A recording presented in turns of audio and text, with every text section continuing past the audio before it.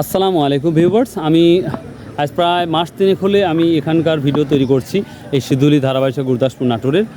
তো সবসময় পজিটিভ দিকটাই আমি তুলে ধরেছি, কিন্তু আজকে আপনাদের সামনে আমি একটা নেগেটিভ দিক তুলে ধরবো সিধুলি ধারাবাহিক বাজার নিয়ে, অর্থাৎ যে আপনারা যেখানে এই মিষ্টি কুমড়া বা অন্যান্য যেই সবজিগুলো বা তরমুজগুলো বিক্রি হয়, এই জায়গায় আমি একটা নেগেটিভ বিষয় নিয়ে আলোচনা করবো। সেটা হচ্ছে এইটা একটা পন্ড পুকুর। আসলে এই পুকুরটা খুবই সুন্দর ছিল, যেটা আমরা দেখি কন্টিনিউ, কিন্তু এই বাজারের কারণে প্রচুর পরিমাণ সাধারণ মানুষগুলা এই পুকুরে এই মিষ্টি কুমড়াগুলা অর্থাৎ যত ধরনের সবজি উঠে সবগুলা এই পুকুরে ঢালা হয়, যার জন্য আপনারা পুকুরের যে পরিস্থিতিটা দেখতে পাচ্ছেন ইজ ভেরি ব্যাড ইফেক্ট পড়বে, স্পেশালিভাবে সবার জন্যই যারা এখানে থাকে।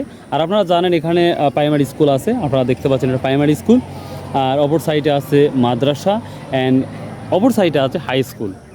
তো গড় এভারেজ আমরা দেখতে পারি এখানে প্রচুর পরিমাণ মানুষের আগমন হয়, কিন্তু এখানে যেহেতু হাই স্কুল আছে আবার হচ্ছে আপনার প্রাইমারি স্কুল আছে, তো সেই ক্ষেত্রে আমার মনে হয় এটা খুবই একটা জঘন্য একটা ব্যাপার।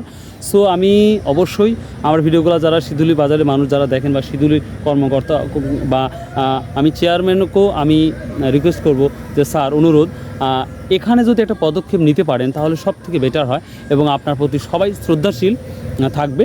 কারণ যে এই পুকুরটার যে পরিস্থিতি, এই পরিস্থিতির যে কোনো মূল্যে আমাদের অতি তাড়াতাড়ি এই ধরনের কাজ থেকে আমাদের বিরত থাকতে হবে, যেন নোংরা না হয়। অলরেডি তো পুকুর নষ্ট হয়েছে, আমরা যেটা দেখতেই পাচ্ছি। তো এখান থেকে পরিষ্কার পরিচ্ছন্ন রাখা লাগবে। আর সামনে যেহেতু বর্ষা অলরেডি চলতেছে, যদি এভাবে বৃষ্টি হয় তাহলে আরও খারাপ দেখাবে বা আরও দুর্গন্ধ বার হবে, যা সবার জন্যই খারাপ এবং পরিবেশটা অনেক নষ্ট হবে। সো রিকোয়েস্ট করব এখান থেকে যেন আমরা দ্রুত পরিত্রাণ পাই এটা, এবং যারা আমরা এই মিষ্টি কুমড়া বা এই সবজিগুলো বিক্রি করতে আসি আল্লাহর রাস্তায়, তারা যেন এই ধরনের কাজ যেন না করি, যেন এই পুকুরটা এবং এই পরিবেশটা যেন বসার আগে সেইভাবে আমাদের লক্ষ্য রাখতে হবে। সো ভালো যদি লাগে আমার কথাগুলো অবশ্যই সাবস্ক্রাইব, শেয়ার, কমেন্ট করবেন।